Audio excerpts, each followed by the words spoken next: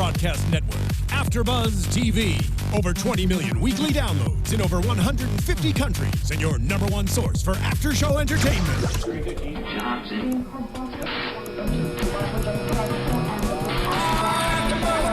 AFTERBUZZ TV, the destination for TV superfans. Producing aftershows for over 300 of your favorite TV shows. Interviewing celebrities and showrunners. And bringing you behind-the-scenes exclusives. All thanks to E! Entertainment's Maria Menounos, producer Kevin Undergaro, and internet leader Akamai. Now, let the buzz begin! Hey there, Banshees! Welcome back to the Banshee After Show here on AFTERBUZZ TV, talking about Season 2, Episode 2, Snakes and Whatnot. I am Matt Lieberman, and join me on the panel all season long, Monis Rose is here. Hey, what's going on? Oriana Leo is here. Hello. And Isaac Johnson is here. Hello, everyone. And we have a very, very special guest here today. One of the main directors on Banshee, and the director of this episode, Loni Peristere, is in the studio with us. Super stoked to be here, guys. Really, really happy. Love your show. Thank you so much. Super stoked to have you.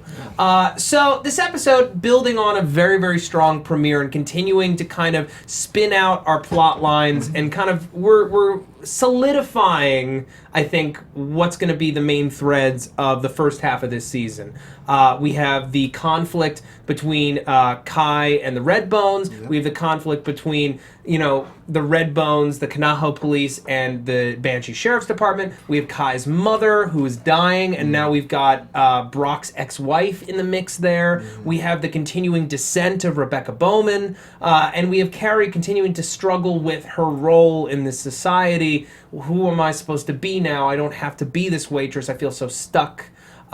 So a lot of stuff going on, and obviously this heist. But the first thing that I want to talk about, Rebecca and Kai, who I felt like we kind of gave them the short shrift in the first episode, and we got to see a lot more of what they're up to this week, especially in this interesting opening visual sequence, the first departure for the series, where we're seeing the designer drugs being made.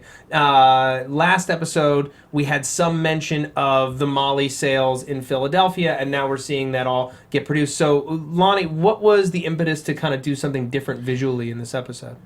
Jonathan Tropper really wanted Rebecca Bowman to become the Michael Corleone of Banshee. So she and Greg and Jonathan, let's push this agenda. She's in line to sort of like grow big and get badass, and that was the idea there. So Jonathan had this idea, this Lord of War main title like thing that he'd seen a long time ago with Nicolas Cage, where you follow the making of a bullet. Yes. So he's like, well, why don't we open the show with the making of an ecstasy pill, which would be like kind of the first lesson for Rebecca Bowman about how the business works. Okay, come to my factory. Here's open the hood. Here's how it works.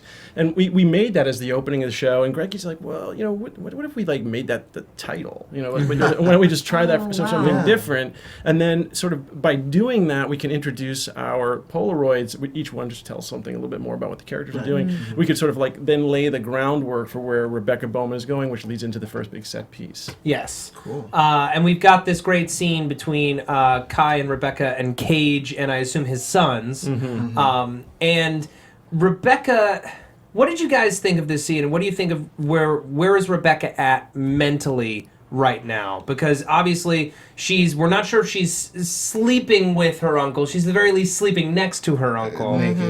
Naked. Yeah. She's confusing what love and sex are. She is a murderer now. She sees herself growing into this role as, a big part of this organization. Yeah, I've got her worried about perception. A lot of the characters in this episode probably worried about the perception of how they're, seen. And I see her being very much worried for the perception of Kai, who doesn't really seem all that concerned with it because it's just sort of business for him. But I've got her in that headspace of being worried about his reputation, which is why she pulls out the gun and, shoots the guy in the leg. Yeah. For me, I feel like this is the reason why you don't want to get someone who's really emotionally immature involved in a life of crime, because they become trigger happy. We've already seen her kind of struggle last season with Kai's murder of, Sheriff's Hood's son and all that stuff. But for her to pull out a gun and to shoot someone in the kneecaps just for saying something not so nice, not really appropriate, and not appropriate at all for what Kai's business plans are. So it just seems like she's a child, and she's wielding this power willy-nilly, and I'm afraid of who's going to get hurt. You know what I really enjoyed about this scene, and I'm going to maybe say this a little bit later too, the different styles of filmmaking, and we get a lot of different flavors of just different styles, and this particular scene, set piece, was very Tarantino-esque. I felt very like Pulp Fiction, big kahuna burger, Yeah. very true romance, and Inglourious Bastard, just this big bloody mess, and then but also very matter of fact, boom, boom, boom, blood, next scene, awesome. Guys, True Romance was all about this scene. Like, in fact, we talked about it. We pulled it up on the set. We threw it up on YouTube. We're like, look at this clip. Look at the whole the couch scene. Because we really want this thing to go like crazy fast. Because when it happens, it's like, oh shit! These guys are going to be like. You could have even went to the Safari Hotel right down on Pennsylvania. We looked at it, and Lily Sims was like, "Oh my God, True Romance is my favorite movie." And we're like, "Good, that's good because you're going to do this right now." It's going to happen. Well, I also thought it was appropriate though because maybe it's not appropriate for her to pull out the gun because of those comments, but then you see Burton, who would kill a mouse with a grenade, like he's just spraying everyone flourish with this stoic face. It's just like another day to Burton. Yeah, and I think just another key thing to keep an eye on here is Kai, because this is somebody who he's never really had a true collaborator before. He has Burton, but Burton is clearly subservient, and he has made this kind of rash decision of, I have this girl in my life now, she's a part of this, I want her to be a part of this, I want to have someone who understands what I go through, and he's realizing that maybe he made that decision a little too rashly. Too early. He's seeing the effects of that decision, and I think this is the peak, to me, of her involvement with this organization. I feel like as she continues to ingratiate herself and feel like, I'm really big, I'm part of this, it's going to continue to create a rift between her and Kai. Oh, this is, to me, the moment where she not only oversteps her boundaries, he's saying, wait, has she just not listened to any of my training, or have I not trained her well enough, or is this just someone who's not to be trusted? And then when he hands her the gun and he's like, finish what you started, she looks him right in the eye while she does it, and that's her kind of saying, like, are you proud of me? This is her saying, I don't know, what is she saying in that moment? She's pushing Kai Proctor. She's saying, not only can I do this, but I'm going to do this, and I'm going to do this while I'm looking right at you. And I'm not afraid to look right at you because I'm a strong woman, stronger than you might have imagined. It's a little bit of a beware moment. It's why I used slow motion, actually, in that intercut on the way out, is because I really wanted to resonate with where Rebecca was, which was a little bit deeper, angrier, more brooding and more plotting, I think is the right word, plotting. She's impetuous and she's plotting. That's which is why I I love that little smile. Smirk. And I love that. And it was something that, Lily kind of tried on the day, and she said, "Is that right?" I'm like, "Oh yeah, that's right." This just kind of reminded me of, I know that they're uncle and niece, but if you have a romantic relationship and you start seeing the crazy in the other person, I think Kai was really lonely, and so was Rebecca, and they've been brought together, they've chosen to be together, but it kind of reminds me of this. Okay, is this what you want? Is this where it's going to go? Like that wild card that you still need the person, you want them there, they make you feel better, and yet, could this be the end of you? Well, who's there for them? That's really the question we were asking them too, is like, who's there for Kai Proctor? Who's there for Rebecca Bowman? And it's kind of oddly convenient. I thought the stylized, you were going to keep that bloody beauty mark. I saw that. The remaining, for the whole show, just leave that dot of blood there. We also, this is just white clothes watch. I was going to ask. Yeah, she was back in the white. Was there a conscious decision to put her back in white? Yeah, Paige Prouty, our costume designer, is amazing that way, and it's supposed to be a wedding concept. The whole idea behind them is that Kai's always in black, she's always in white. You're going to see something coming, you're going to see a little bit of a switch which follows through with that. But that's what you're going to see with Rebecca. She's definitely white bathing suit. Yes, white dresses, white everything. It's a bride and groom. Yeah, but not we've quite seen so pure though. But we've seen black enter her wardrobe, Yeah, and then last later in the episode. episode, she's wearing black. By choice. Okay, all right. Another thing that's going on in their orbit is that Kai's mother, who he's really only just reconnected with, is dying, and he pulls her out of the Amish settlement. He brings her to their home, and he now has Emily Lotus living with them. Emily, who has been involved with Brock once again, and I don't know if she, like the definition of insanity is doing the same thing over and over, expecting a different result. And in her case, she's kind of got that with Brock. She keeps thinking, well, if I draw him back into the web, maybe things will change. Maybe he will take me over the job, and it'll just never, ever happen. So I have to wonder. She knows how much Brock hates Kai. Brock hates Kai more than anyone on the show, I would say. I mean, I would say Hood has good reason to hate Kai, and Chayton has good reason to hate Kai, but Brock has always been outspoken with that hatred. He's always been direct with the fact that we need to bring down Kai Proctor. I have to imagine that Emily's heard this rhetoric in their home for years. Okay, but she also needs a job. She's feeling really sorry for herself, drinking herself to sleep every night. She needs something to do. And she's clearly really good at this. She's warm, she's kind. We see her show a kindness to Rebecca that I don't think Rebecca has received a kindness in a really long time. She doesn't even know how to accept it. So I think it's really interesting, but I also think that Emily needs this. Because it's what she does. It's the only thing she does right, apparently, that we know so far. What did you guys think? I mean, I think, first of all, with Brock,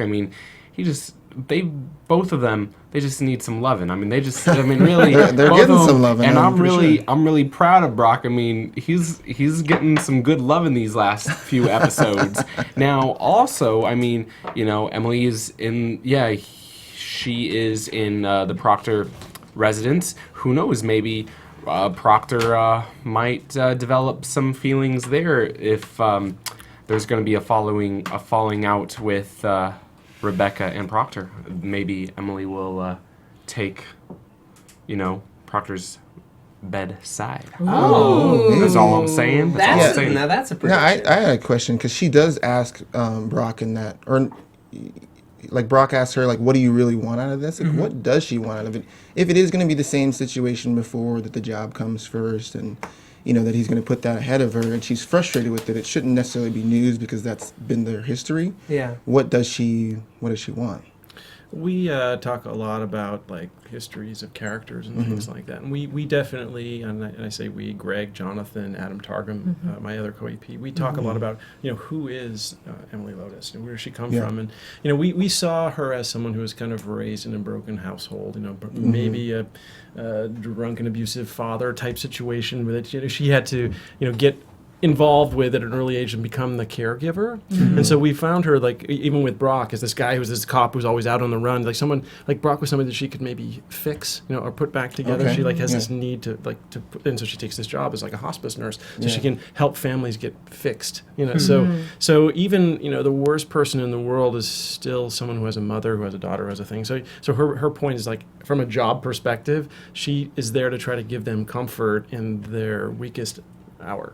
And it also speaks to the nature of her and Brock's relationship in that Brock was someone that she couldn't fix. It's a failure, a big red mark in her ledger, so to speak, of this man who she could not reform, who she could not fix, who will still be married and addicted to this job that's slowly killing him. That's why we hang on her face, at the end when he goes out for the call. It's we stay with her because no matter what she does to please him, she can't get him to. She can't get him there. Yeah, powerful. Banshee emotion. Yeah. I love it. Well, it's one of the reasons why we love this show so much. Yeah. Is it is elevated above what it could be. It could be this exploitative, pure action and sex show, but the emotion is so rich. It's such a well-written show. It's such a well-directed show that it really is high entertainment. I like also, you really did slightly, but still touched on it, the contrast and also of how, Proctor really likes, new Western medicine. I mean, obviously you showed the old Amish ways. I mean, they were going to leave her just bedridden. I mean, and pretty much have the family doctor, the Amish doctor just, service the mom. But I mean, and I really like the juxtaposition of that. Yeah, it's cool. I want to talk briefly about this and moving into Chayton territory. Yeah. This sequence where Rebecca is assaulted at her home by a couple of red bones, intercut with this sex scene. Now, before we went on the air, Loni, you were telling us a little bit about how you guys approached that sequence. Well, with all the sex scenes that we have on Banshee, we want them to be hot, and we want them to be great, and we want them to be visually stunning. We want all of that. But for me, as a filmmaker, as a narrative storyteller, I'm constantly working with Jonathan and Greg and Adam to kind of make these things more than that. Like, what's the meaning? Why are we there? What does it mean to the episode? What does it mean to the narrative? So for me, I needed to have this scene be more than just Chayton having a romp in the tent. I needed it to be about what's coming, his ritualistic growth from being a human being to actually becoming a god, because that's what Chayton believes. He believes he's becoming a god. So, I am the tribe. I am the tribe, exactly. Before I go out to war, how do I prepare for war? And so for me, this was a ritual that he had to go through with to kind of populate the tribe, So they're preparing him, they're painting him up, they're getting him ready to transcend the human spirit, and it's a little dope and a little action, and all of a sudden,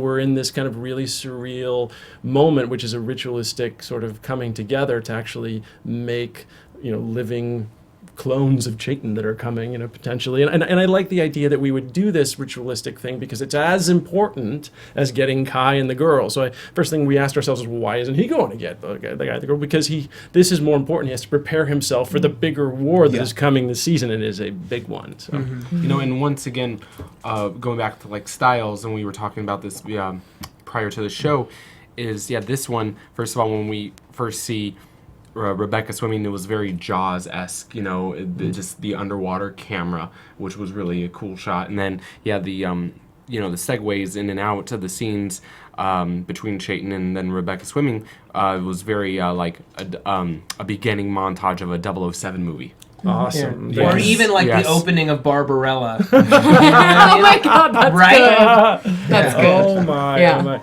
I tend to overthink all of these things. I wanted it to be this French New Wave, multi-layered, like dissolve sequence that that basically brought the spiritualistic thing that Chayton was going through together with the attack, and wanted the sort of the passion of the sex and the climax to come with his guys that are passionately killing her. The sequences in the pool and using the pool actually was to sort of also show the spirituality and transcendence for Rebecca. In fact, I had her floating, and I tried to like put a light right over her head so she's almost like Christ-like was the idea. She's sort of, and I wanted this like kind of very spiritual Christ-like pure person who's going to get attacked to be in the bowl of paint, that Chayton has, and the girls were using to paint him up with it. That this is a sort of a metaphorical spiritual thing. So.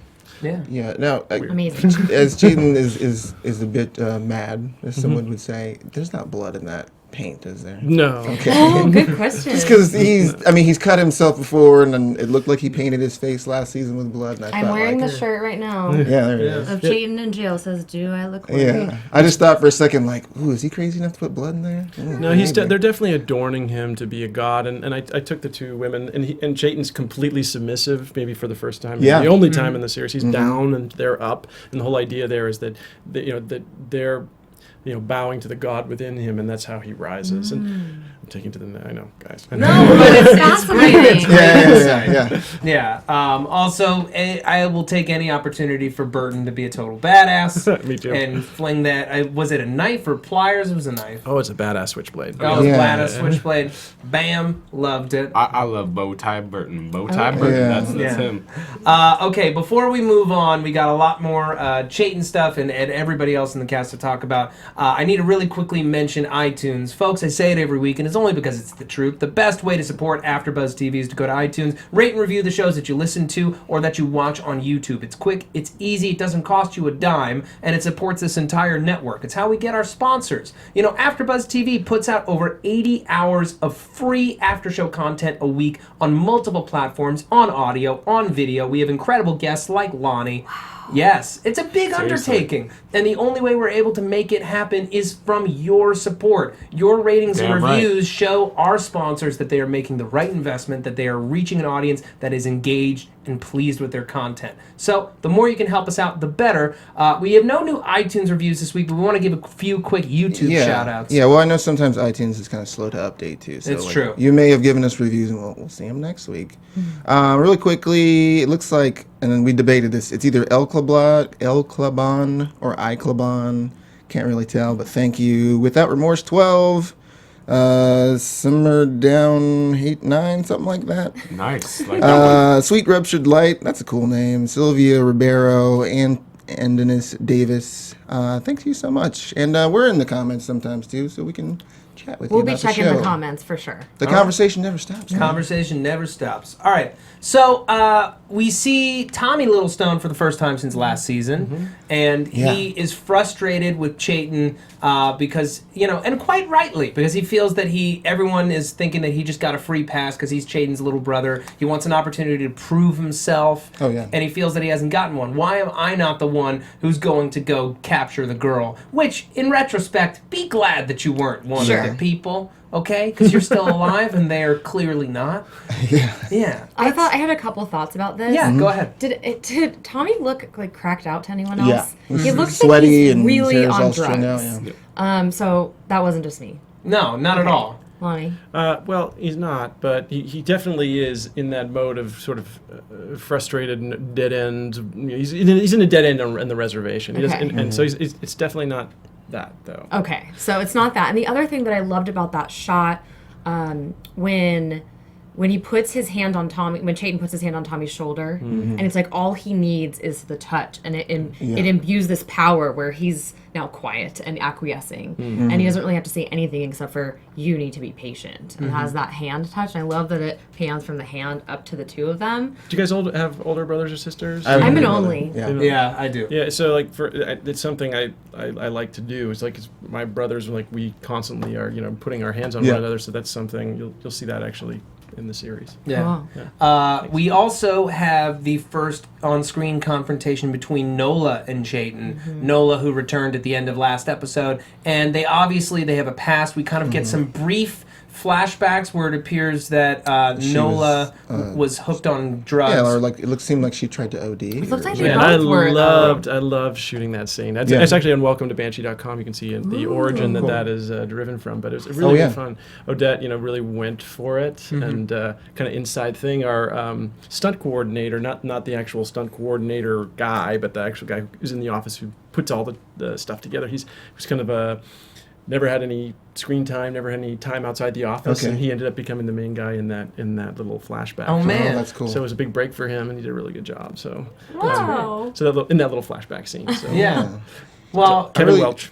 Yeah. Kevin Welch. I really like seeing someone who's not afraid to stand up to Chayton. I mean, no one really kind of questions his authority. And she didn't back down at all. I thought that was really cool. You will have your blood when you say no. Yeah. Yeah. Yes. Yes. No. Yeah. No, I'm not fine with that. You don't call the shots around here. It's interesting because so far in this episode and since the season started, I mean, women have no problem standing up to Chayton. Women, I mean, we from the sex standing scene, up to people in general. Yes, I mean, Some strong badass women on the show. Yes, but in particular, I mean, we were just speaking of just Chayton, like Chayton's brother, bows, down to him, but Nola, nope. No, we love making that scene too. And Odette is she's such a badass chick in her own right. And Odette Annabelle, she rules the planet. And so the two of them, when you have this big, you have this big guy, Geno Seeger's huge, then you got little Odette, and she just has no problem just sort of getting in his face. And I loved when she put his hand on his heart, and she literally felt his heartbeat. And that's when she realizes that, he thinks he's something else, and that's what kind of pushes the sequence forward. Yeah, it's I am the tribe. That's so dangerous. It is. Yeah. And he says, "No, you're not Alex." That she feels that. No, you're something else. I saw him making that clear distinction too. You really distancing himself from the kind of person that Alex was versus the kind of person he is. Like the minute that she says it, and he's just like, "I am not Alex." That was really cool. Don't get in my way. Yeah, don't get in my way. Well, that's the difference, right? Because Alex was a politician and a backroom wheeler dealer, and this is a warrior. Yeah, and possibly could be corrupted, and he's like a true believer. You know? He's incorruptible. Yeah. A battle we will not win. That's true. Nola also gets to share the screen with Carrie this week in a wonderful scene. Our backwoods hicks from last week return to cause some trouble, and before Carrie can lay the smack down, Nola enters and lays some down of her very own, because she wants a slice of that apple pie, and no one's going to stop her. No one. Not a euphemism, maybe? No, not a euphemism. I don't Actual know. pie. I don't know. I thought they actual were they were kind of sizing each other up, and for a second there, I thought there might have been a little. It seemed to be a little hate. Mutual admiration society. I would say that. I would say mutual admiration. We'll call it that. I feel the pie was just that damn literally, good. yeah, literally. Because it had the double crust and how it was raised. I mean the butter and the consistency was just it was that good. It was not your Costco type pie, okay? Oh, of course not. Are we getting into some restaurant fiction I'm just here? saying it was pretty good pie. What I love most about this scene is that they're sizing each other up, but also I have to imagine that these are two women who rarely meet an equal, a feminine equal, and there's a lot of pleasure taken in that. These are two good-looking, badass assassins, pretty much, that are meeting each other. And an assassin and a thief, but still, they both killed. Yeah, Carrie has been trained, though, essentially. That's true. And the first season finale, she takes out a lot of people. Yeah, she's essentially has the capability as a trained assassin. And then then Nola is just wielding the gun holster, the double gun holster. I mean, just takes off her jacket and boom, she doesn't mess around. She does not mess around. Yeah. Also this is like, come on, guys. This is about two women that just absolutely admire each other. Up ways, sideways, right ways, left ways, and for all the right reasons, they want to know who they are and how they got to be who they're going to be, and that's just the thing that we talked about, at the table at the diner. We're like, okay, this is the one person in town that actually you could kind of go toe to toe with, and it would be a good fight. And it's like, and who made you, and what made you, and where are we? Sins of the father. Sins of the fathers. Dumbass. Yeah. Is there also maybe just a little bit of I don't know, empathy towards each other because, her father just died and then her brother just died. They're looking in the mirror. And they've got a little bit of camaraderie there. Sorry about your brother. Sorry about your life. Yeah. It was really, really cool. I hope that they get more screen time before the season is out. Me too. That would be very, very nice. Let's talk a little bit more about Carrie. She has to break things off with Colonel Stowe, who, can we talk a little bit of relationship politics here? Okay. Relationship politics is not legal. How is it? You don't just go to someone's place of business, come behind the counter, rip their pants off, start to eat them out, stop, and then walk away. Yes, you do when you want to make a lasting impression. Okay, and it was a very lasting impression. That's what I wrote down. I was like, he clearly thinks that he does not have a hold on her, and he wants a hold on her, and he's going to do whatever he can to get it. And she probably at least thought about that for the rest of the day. Oh, you know that she did. It was really impressive. You could see it on her face. The opening of the show, she's smoking a cigarette with this look in her eye that makes it seem like she's relishing a past exciting time. I think I was okay with this. She likes him. I mean, it's very clear, and the fact that he's the mark kind of sucks. It sucks. Yeah. That's Totally that's sucks. the word It sucks, and it's kind of working. Yeah, she doesn't want to have to break things off. She just knows it's her responsibility. And there's Sheriff Hood in the car, ready to shame her. She's like, "Come on, dude. Are you really going to be this ex-boyfriend?" I like what you're saying because the shot on her face when she's telling him the reason, she just doesn't want to. She doesn't want to do what she's doing. You can tell she just is disconnecting. This is not fun. This isn't even what I mean. And he can tell, and too. she should be at home with her kids and not booty calling. But I don't know that's what she really No. wanted to do. Ivana Miličević is an amazing actress, and in any other hands, that could have been a super cheesy line delivered in Totally. a super cheesy, melodramatic way, and the way she handled that, where it's just, I'm telling you this, but it's absolutely not how I feel. Right. Yeah. I the only thing about that scene that I did not understand, maybe you can help me out, is so you just leave the shot on the neck, the blurry. I mean, what were we supposed to see? Like a vein pop? Was he felt like it supposed was to a turn into? vibrating No, anger. it's actually about what he's looking at in the mirror, which is a man he can't connect with. So the idea there is that you're seeing what he's seeing, which is somebody who's completely out of focus that he can't reach. And what you hear is the voices in his head, which are like a part of his psychosis, which leads us to the end shot of the show, which shows us even more Angry about what eating. he's angry. We also see him beat the crap out of the guy. Yeah. So for me, we're starting to introduce this man's own PTSD, which is, I had a man that I used to know, and he's in that mirror, but I can't see him anymore. Yeah. Beautiful. And now he's just eating breakfast, thinking about PTSD Naked. stuff, naked. That's just who he is now. So he is. Yeah. And obviously, I love Very that we- sexually frustrated because it didn't happen for him. I don't know if Right. you guys saw that. He started it going in the diner, and then they got Yep. nothing. Yeah. He did lay a solid groundwork for a great time. Someone would need you to plant the idea early in the day for it to happen later at Right? night. You expected to I have don't completion. And know it's gonna be anything about awesome. this personally, but You're right. sometimes He had a strategy. if you want it to happen at night, you got to plant the seed early in the day. a couple Exactly. times. Take notes from this man. And just be left blue balls. Terrible. Yeah. Blue balls and PTSD. That's Yeah. two tastes that don't go great together. Where are you when I need you? Where are you when I need you? I can't see you.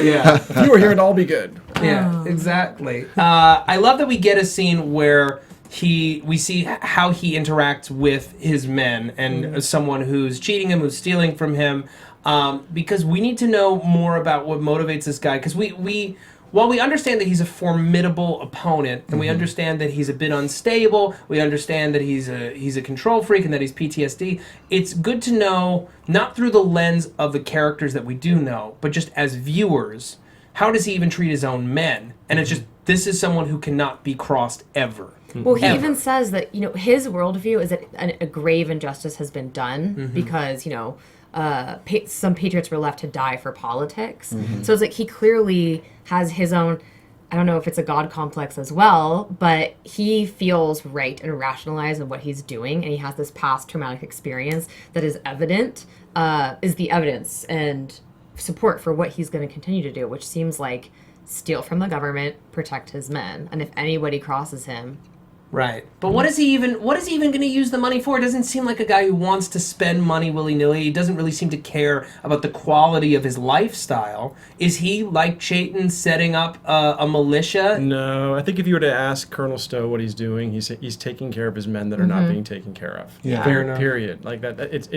It's really, that's what I love about Jonathan Tropper's villains, is they're not black and white. I mean, this is not necessarily a bad guy in his own right. Neither is Chayton, Right. by the Yeah, way. yeah, we talked about Like, that last week, it's super important to know that Colonel Stowe believes that he's been wronged by the people that he used to fight for, and that these people that he's got now on this boat, as he's demilling an antiquated old base when we should be out fighting the fight, he's taking care of these guys that have been taking care of you, as a general people, and I'm going to take care of them, and that's it. That's his way. Fair enough. Don't get in my way. yeah. Yeah. So, Sheriff Hood, what is he up to this week? He is up to his eyeballs in red bone bodies, or at least two of them, out at the Proctor place. I love this moment between him and Kai where he's like, look, I don't care if you guys are going to tear each other apart. Just hurry up already. Just do it. So that Really I'm not inconveniencing my day. dealing Yeah. with it right now. And also, just like, the sooner it's over, the sooner we can all move on. I don't want to have to deal with these guns on my streets. My life is very, very difficult because of you and your war right now. I loved this sequence on the Kanaha Reservation. I loved when he turns to Billy Raven and he's like, we need to go to the Kanaha Reservation. He's like, we can't do it. He's like, what? I do it all the time.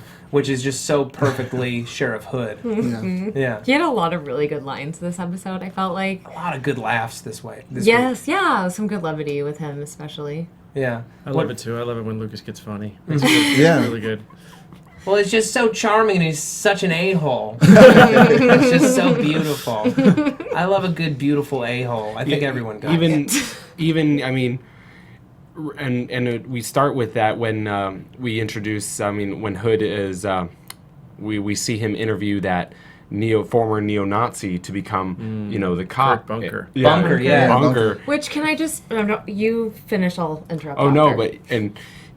I mean, Hood is a straight shooter. So we have the position filled, and he goes, "Oh, I kind of like him." Like what? Yeah. I was kind of wondering about what the point of that scene was, and I feel like we may see Bunker again. Oh yeah. Okay, yeah. I'm like, this has been planted here. It doesn't make any sense. I know it's setting us up for something else. Well, we know we opened the season with the demise of Hondo, Yes. right? Who was part of a neo-Nazi gang. So we know that there's neo-Nazi gangs in Yeah. Banshee, Mm-hmm. and I think the idea is to beg the question of our viewers and our fans: who is this guy? Is he one of those guys? Yeah. Is he someone Yeah. else? And why is he here? And what part is he going to play? Actually, he's going to play a significant part. I'm glad to know that. Yeah.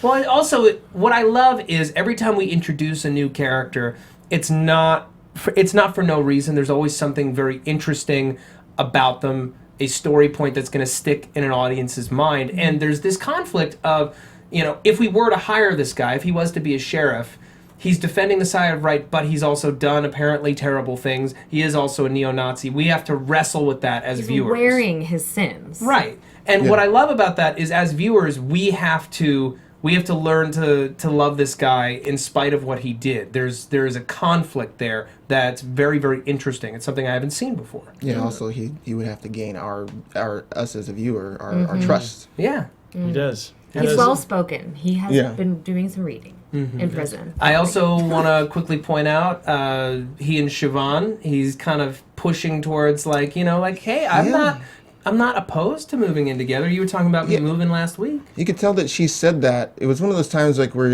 if you've been in a relationship and you kind of let out an "I love you" too quickly or something like that, or she sort of let it out and then maybe realized that she said that and was like, "Oh, I'm not pushing for that," but then it was nice to see him be like, "Well, it's okay if you push it a little." Yeah. He's very comfortable. He's happy that there's finally something that feels pure. We had that kind of relaxation last week, this sort of calm before the storm of we had this month where nothing bad happened. And now we're about to get a whole lot more bad. That's a terrible way to phrase anything. It's good that you guys are picking up on that, because we really wanted to give the audience and Lucas a time to settle in, right? And we wanted you to feel like, well, maybe he might be settling in while everyone else is going topsy-turvy. And but she is definitely an anchor, for him in the show, and it is real. Yeah. Yeah, I kind of wondered about that too, just because, often in the stories like this, or like Mad Men or something, where they're having to sort of pretend to be somebody else, they're never really truly satisfied, but he seems fully satisfied, and I'm like, I'm buying this, and I like it. He doesn't know any different, though. I mean, you realize, this is his first relationship he's had since pre-prison. Yeah, that was Carrie / Anna. This has got to be heaven. In a way, just to have any normalcy and affection and intimacy. I think so. That's what we're trying to do. I mean, that was the idea with the intercut from last week, actually, when we were kind of cutting back and forth between Stowe and Carrie and Siobhan and Lucas. The idea was when you were with them, you actually feel like you're in a normal life. Even so, I love this thing. Originally, he says, "Let's go to work, deputy," or something like that. Yeah. And originally, as scripted, he was going to get up and they were going to go to work and get their badges on. I was like, you know what? You guys, you're in that honeymoon phase. So why don't you get back to bed? Get back into bed. And I loved it. And then they did that. And I was like, oh my God, that's so much better, because that's where they are at in their relationship. Is screw it. Right. Let's just get together. Yeah. So we get onto the reservation and we meet Amy and Yaz, who are of the Kanahood Police Department, where Billy Raven used to work. Obviously, they're not welcome on the res anymore, or Billy's not welcome anymore. Sheriff Hood has never been welcome. I have to imagine that no one's forgotten the last time that he came to the reservation and really screwed shit up for everyone. Yeah. I love this character of Yaz, who, that was a question on my mind last season when we had this murder investigation of, who runs the res? Why is there no police involved with the reservation? It's oh no, he just doesn't care. Yeah. Just doesn't care. He's just super, super lazy. And you were telling us something about that off camera. The actor is a great actor, you know, from Florida. He's a Cuban American, and he has a strong accent. In his audition, it didn't really come through, but when we were actually running the scene, in particular when we were shooting Aunt Starr's side, he just kept coming through, and you know, it just created this sort of weird tension on the set, which really comes through actually in Ant's performance, because he's seriously frustrated, you know, and he's got this like kind of wry smile, which is laden with like, I'm gonna kick this guy's ass, because he really feels that way. And I did too a little bit. Hey man, art imitating life. It was so funny. But anyways, what was good about his performance is that he did play it completely flat, which is exactly what we're trying to say with that character. Is he's flat. He's not going to give you anything, which is very frustrating. Yeah, which is why Billy Raven left the res. You know, not going to get anything done. Yeah, well, he also said that I had to get my family out of there. Is there some sort of corruption aspect of that as far as why he left? Look at the red bones. You know, look at Little Stone. Everything is just not good. You know, that's the reason why we had that big drive up scene. You know, we really wanted everyone to get another look at how shitty it is to live on the reservation, and how like it's just not getting better. So they got to get out. I love that Billy says that, because it just made me feel like everyone in this episode in particular, but in the story, has hard choices to make. And they suffer the consequences of every choice, even if it was the right choice. And so for Billy, being isolated from maybe his family or friends, but knowing that it's the best choice for his family, you see a lot of that of kind of getting out of the ghetto, where, you know, people rag on you for leaving, even though that might have been the best thing for you, the best thing for your family. But to leave them behind, it's like crabs in a bucket. No crab will ever let another crab jump out of a bucket. They will pull him right back down. And so to see Billy facing that willingly with Sheriff Hood, I think is really interesting. It's a great way to tell that story. Well, he kind of has no choice when Sheriff Hood decides on something. But he doesn't fight him. He doesn't say, you know, you really can't do that, and this is what's going to happen to you, and blah, blah, blah. He goes, okay, I'll take you. I mean, I would say it's a little more complicated than that, but you're right. He doesn't put up much of a fight, even when they go to this bar and just start a big old fight. I love the character of Amy and this moment where Sheriff Hood, I think he asks her, do you know Chayton Littlestone, or like, what do you know about Chayton Littlestone? And she looks to Billy Raven and she's like, are you kidding?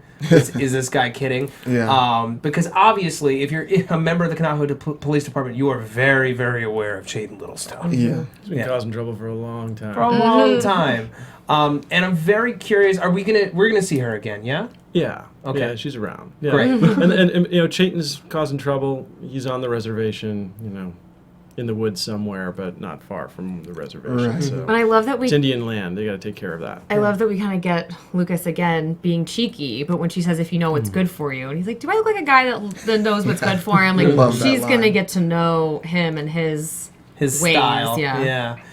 I'm very curious, because I have to imagine everyone on the res knows at this point that the Red Bones... Well, actually, no, because the police department doesn't know that they have all these assault weapons. Yeah. But I have to imagine that most of the reservation must be aware that he's I'm sure building an army. knows.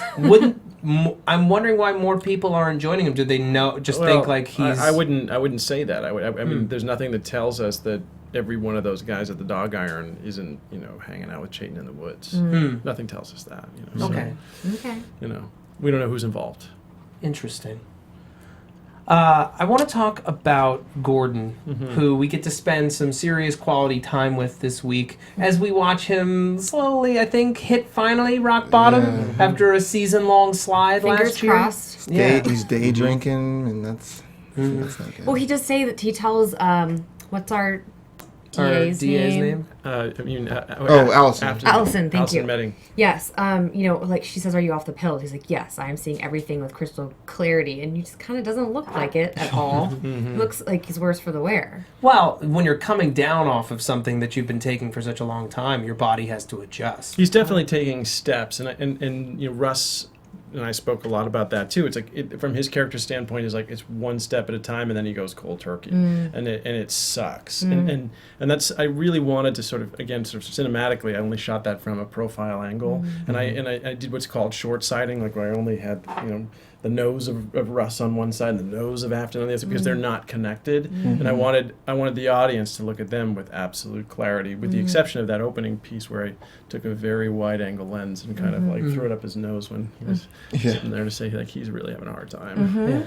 We've got this plea bargain for Kai Proctor that she's very, very against, and he's just allowing to happen. And this is coming from a guy who was pursuing Proctor pretty aggressively for a long time, and it's sad to see him in such a state where he almost just doesn't care. He's so wrapped up in his own. He's so wrapped up in his own recovery that he's letting that slide. And I think what's hard in Banshee is when you're watching the show over years, you forget that only months have gone by, and this guy's poor life has just like over years from fandom, but over in their life it's only been months. Like it's 8 months or 9 months or something like that. It's like his life has fallen apart in less than a year. Yeah. It's really bad. He had like a wife who he thought he knew who she was. He had 2 children. Yeah. His life looked really like hunky It was dory. perfect. It was perfect. And then there's some weird sheriff that comes to town and like, what? Oh, and my daughter is his daughter. And you were a what now? And you've killed how many people? And your dad's a gangster. Oh, and he's I start drinking. my son. And by the way, where is the son? Is he unavailable we for saw a shooting these picture 2 of him. episodes? Max is around. He's around. He's a sick kid. He's at school. And when he's not at school, he's in bed. I mean, when we've seen them, it's literally he's been upstairs. It's been late. Now, how we're going to notice the mayor's recovery, it's not, maybe it won't actually be through, I feel, dialogue or even really a scene, but we're going to see like a picture hanging on his wall, or we're going to actually see a piece of furniture or a box, Well, I think that's what we got in that last moment where we see the photos on the mantle. Finally, and I feel... That was the idea, is that was the whole scene was about transition, and literally Jenny the hooker was really a metaphor for his rock bottom. And so the idea in the editorial of that sequence, that it was beautifully done by Amy Fleming, and the concept of that sequence is that this is about him finding himself at the bottom of the pit, at the bottom of the abyss, and turning his back on it, really. And so the box, again, was metaphorical for him digging into his life, like looking into the abyss and finding hope. And that's why the last thing you see in that scene are his children, which are hope. I really liked it because it was just evident that finally Gordon makes a good choice, a choice that's good for himself. Yeah. But also, I loved the jump cuts, and you said something about the way you guys edit. Which is always subjective. So we there's a term that we use in the movies and TV called subjective filmmaking or subjective cutting, which means that we try to frame a shot, edit a shot, create sound for a shot that lives inside the subjectivity of the character. And I think Greg Utanis and Jonathan Tropper established a series that really embraces that from an editorial style. And what that means is it's not jump cuts, it's actually psychological cuts. Okay. So again, in this Gordon scene, it was really about him digging into the box, which is digging into himself and finding at the bottom of rock bottom hope. So how do we do that? How do we show that? We intercut non-linearly the visit of the hooker, Jenny, and we sort of show how he's feeling, and we finally get to the resolve, which was what the beginning of the scene was about in the first place. It's powerful. We see him looking at those pictures, which we don't show because we have to save that and let him find hope. I also just want to throw in there, man, Gordon, you're so much better than being gross with Allison. I know. Who is not interested. That was such like a weird, cheesy, come on, buddy. So I'm just so glad that he's not in that place anymore. Oh, we love that on set, too. We were like, that's so cheesy. Maybe you could teach me to And let me tell you, as a woman in business, I used to be in sales, that stuff happened all the time of, someone getting a little too comfortable and then saying something that you're just like, you can't unsay that. Now you just said that. Really? This is awkward. Yeah. That's it. He can't unsay that. No, good. And finally, we close on Dava coming to see Sheriff Hood, who I feel like it's weird when you've just met your dad, and now dad's shirtless, and you're coming into Dad's shirtless apartment. I don't know. It was a little strange for me. She wants to spend time with him. I don't think it's that weird. I mean, I think hang it's out a with my little. dad. But if you he's taking a just nap. met your dad, He was I don't taking a know. nap. He was taking a nap. Okay. She comes over He uninvited. didn't have any shoes on unannounced. either. Yeah. I just didn't have a shot of the shoes. I That's- didn't, okay. Yeah, I promise he didn't have shoes on. You know what A man should be allowed to be shirtless in his home. Fine. In the It could have been a lot worse. What you didn't see is I opened the scene with him in bed, asleep, and there's a knock at the door. So we just kind of trimmed that shoe For leather, time, as they yeah. like to say, for time. So you didn't see that. But that was the Okay. setup, is that she wakes him up in an afternoon nap. You know, so not And- expecting. She gets the result that she was not hoping for. He's taking Gordon's plea from last week clearly to heart, and it's a hard scene to watch because it's obvious that he wants to know her and that he wants to spend time with her, but he has to let her down Another here hard choice. to protect Gordon. Yeah, well, and perhaps ultimately does he think like maybe he's not good for her?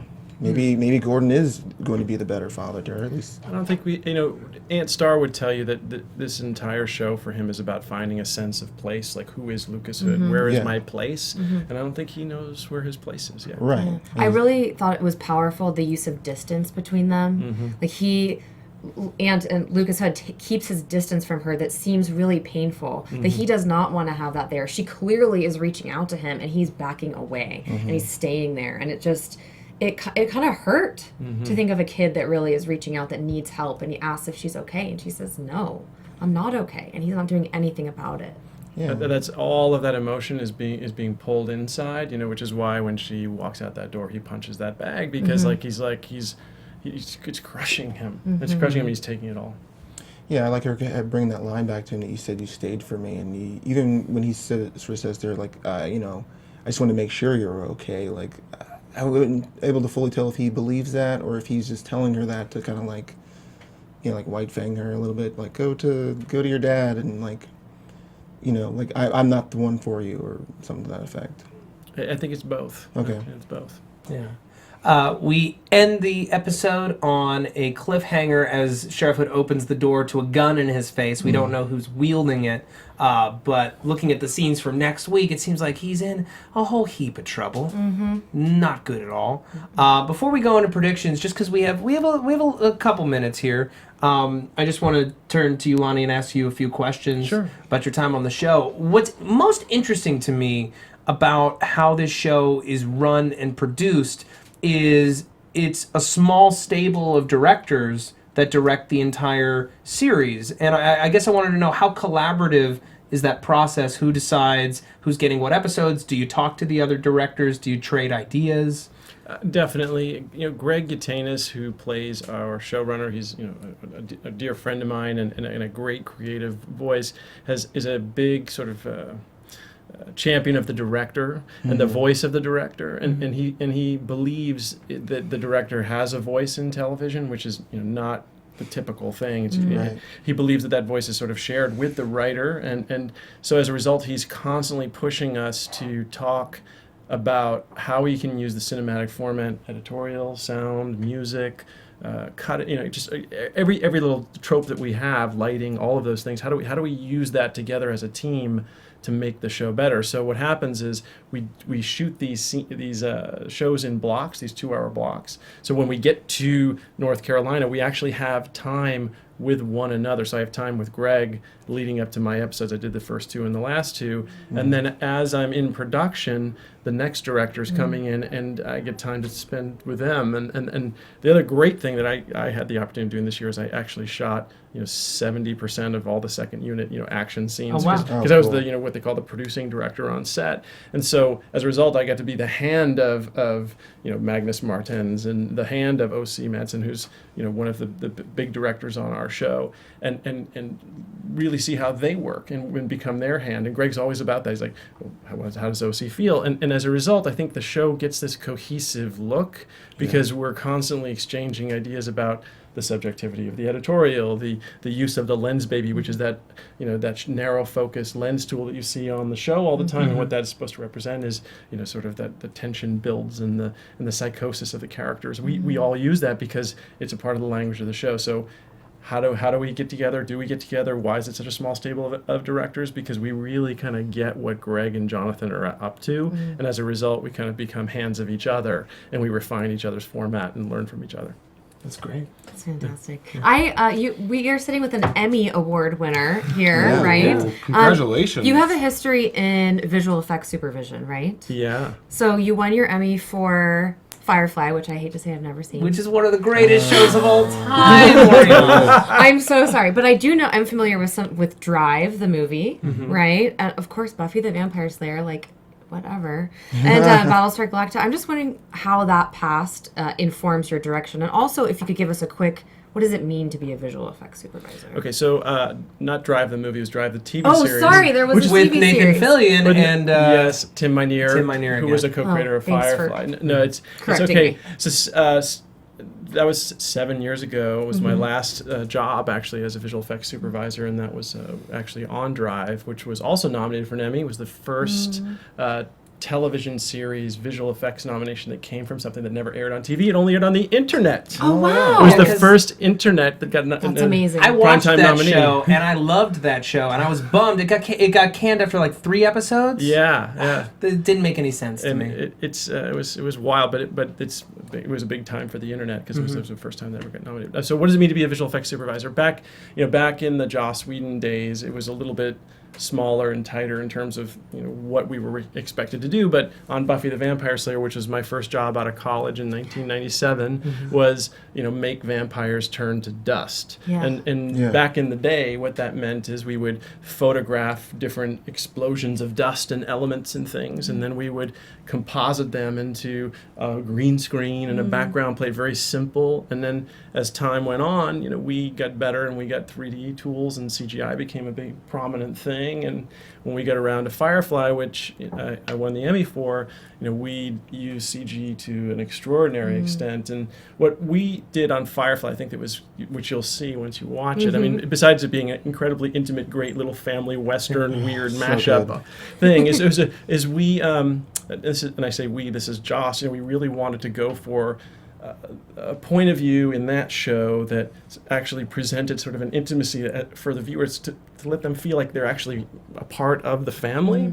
So that actually carried over to visual effects. So what we did in space is we said, okay, well there's a handheld camera in space. Yeah, it's one of the best parts. And there's lens flares, and if there's a camera, then there's an operator who's operating the camera in CGI. So what that means is there's flaws. So now you go to get a spaceship, but you might miss the shot, then you have to reframe and then refocus, or you might get a lens flare, or all of those things that are now like sort of cinematic normalcy that all came from Firefly, which was then matured on Battlestar Galactica, which we did right thereafter. And I say I co-founded a company called Zoic Studios, and we're the ILM of TV.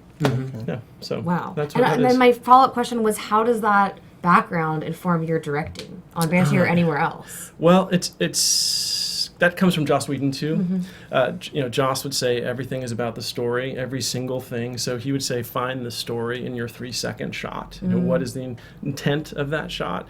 And certainly going to school, and I literally say this at Mutant Enemy, Buffy the Vampire Slayer, Angel, Firefly, Serenity the movie. I was second-year director on Serenity. Joss was my mentor. He really was. He mentored me as I kind of grew up in the business, and he would tell you and constantly that how does doing what you do enhance the story from a narrative standpoint, and how does it enhance the characters? Like, what is it? And every department was expected that. So how does it inform me as a storyteller today? Thank you for asking. It's like it informs me because that's what we were trained to do, which is like to look for the story. And I got into like being a visual effects supervisor because I wanted to be a director. And I got out of college and I had made a movie, and I done visual effects at a company called Digital Magic way in the back. It doesn't exist anymore, in 1997.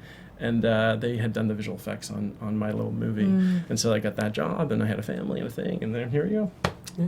Well, congratulations. Now there's Zoic Studios, three countries. It's all crazy. That's insane. Yeah. Isaac, any questions? Nothing. I'm just listening to like Fire. I'm a huge Firefly fan. Loved that series. I did find Serenity first, and then Firefly, and then thought like, why didn't I watch this show? And the craziest thing with that show is just like the ratings that it had that got it canceled then are like Empire, which just premiered. It's the highest rated premiere on broadcast in like 5 years. Those are the ratings that got Firefly canceled. It's Times have changed. crushing. I know. It was crushing. And like Firefly, it's funny. I'd say that Banshee has a little bit of Firefly to it, and I'll tell you why.